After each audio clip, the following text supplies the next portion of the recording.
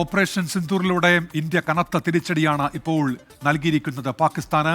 പാക് ഭീകര താവളങ്ങൾ തകർത്തിരിക്കുന്നു ഇന്ത്യ എന്നതാണ് പ്രധാനപ്പെട്ട വാർത്ത ഈ മണിക്കൂറിലെ. ശ്രീ പ്രഭാകരൻ പലേരി നമ്മോടൊപ്പം ചേർന്നുണ്ട്. അദ്ദേഹം കോസ്റ്റ് ഗാർഡിന്റെ മുൻ DG ആണ്. ശ്രീ പ്രഭാകരൻ പലേരി, ഇന്ത്യ കനത്ത തിരിച്ചടിയാണല്ലോ ഇപ്പോൾ പാകിസ്ഥാന് നൽകിയിരിക്കുന്നത്. പാകിസ്ഥാന്റെ അഭ്യർത്ഥന കൂടി ഇപ്പോൾ പുറത്തു വരുന്നുണ്ട്, ഇനിയും ഒരു ആക്രമണത്തിന് മുതിരരുത് എന്ന്. താങ്കൾ എങ്ങനെയാണ് ഈ സ്ഥിതിഗതികളെ കാണുന്നത് ശ്രീ പ്രഭാകരൻ പലേരി? അത് ഞാനിപ്പോൾ നേരത്തെ പറഞ്ഞ മാതിരി തന്നെ ഇത് തൽക്കാലം ഇവിടെ കൊണ്ട് അവസാനിക്കില്ല. കാരണം ഇതൊക്കെ ജിയോ സ്ട്രാറ്റജിക് സിസ്റ്റത്തിൽ നമുക്ക് കൊണ്ടുവരുന്ന സംഗതികളാണ്.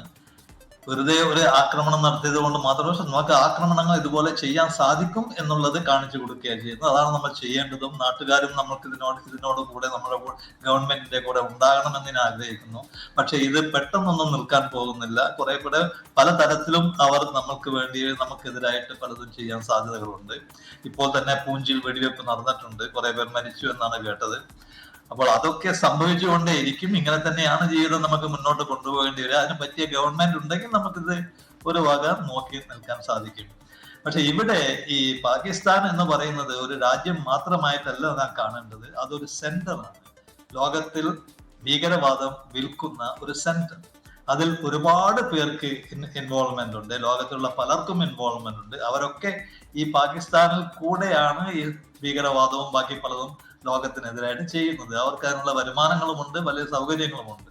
അപ്പൊ അങ്ങനത്തെ ഉള്ള വ്യക്തികളെ മനസ്സിലാക്കി, അങ്ങനത്തെയുള്ള സംഘങ്ങളെ മനസ്സിലാക്കി നമുക്ക് അതിനെ നിയന്ത്രിക്കാൻ സാധിക്കണം. അതിന് പറ്റിയ ഗവൺമെന്റ് ആണോ നമുക്കുള്ളത് എന്നുള്ളതാണ് ഒരു പ്രശ്നം. അത് എന്റെ അഭിപ്രായത്തിൽ ഇപ്പോഴത്തെ ഗവൺമെന്റിന് ഇതിനെ പറ്റിയൊക്കെ എല്ലാം നല്ലപോലെ അറിയാം. അല്ലെങ്കിൽ ഇതുപോലെയുള്ള ഒരു സ്ട്രൈക്ക്, ഒരു ആക്രമണം നടത്താൻ നമുക്ക് സാധ്യമല്ല.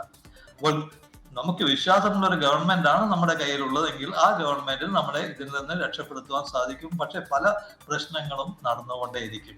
അതായത് ഇപ്പൊ നടക്കുന്ന എന്താണെന്ന് വെച്ചാൽ, ഉദാഹരണമായി നമ്മൾ ഒരു സംഗതി മനസ്സിലാക്കുന്നത്, എത്രയോ വർഷങ്ങൾക്ക് മുമ്പ് അമേരിക്ക സോവിയറ്റ് യൂണിയൻ എന്ന് പറയുന്ന രാഷ്ട്രത്തിനെ കണ്ടെയ്ൻ ചെയ്തത് അതിന് ഒരുപാട് സമയമെടുത്തിട്ടുണ്ട്. അതുപോലെ തന്നെയാണ് നമുക്ക് ബാക്കിയുള്ള രാജ്യങ്ങളെ, നമുക്കെതിരായി പ്രവർത്തിക്കുന്ന രാജ്യങ്ങളെ കണ്ടെയ്ൻ ചെയ്യാനും എടുക്കേണ്ടി വരും. അതിന് ഉള്ള കഴിവ് നമുക്കുണ്ടോ ഇല്ലയോ എന്നാണ് പ്രശ്നം. ഇന്ത്യക്ക് അതിനുള്ള കഴിവ് ഉണ്ട് എന്നുള്ളതാണ് ഈ ആക്രമണത്തിൽ കൂടെ ഞാൻ മനസ്സിലാക്കുന്നത്. പക്ഷെ ഈ ആക്രമണം കൊണ്ട് മാത്രം ഇതിവിടെ അവസാനിക്കും എന്ന് ഒരിക്കലും ഞാൻ വിശ്വസിക്കുന്നില്ല. കാരണം ഒരുപാട് നഷ്ടങ്ങൾ നമ്മൾ ഇനിയും സഹിക്കേണ്ടി വരും.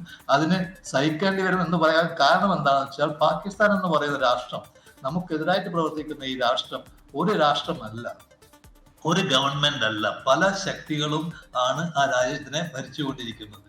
അപ്പൊ ആരാണ് ഇത് ചെയ്യുന്നത്, അവരെ നമുക്ക് തടയാൻ സാധിക്കും. പിന്നെ വേറെ പുതുതായിട്ടുള്ള ആളുകൾ അതിൽ ഇറങ്ങി പുറപ്പെടുവാനോ സാധ്യതയുണ്ട്.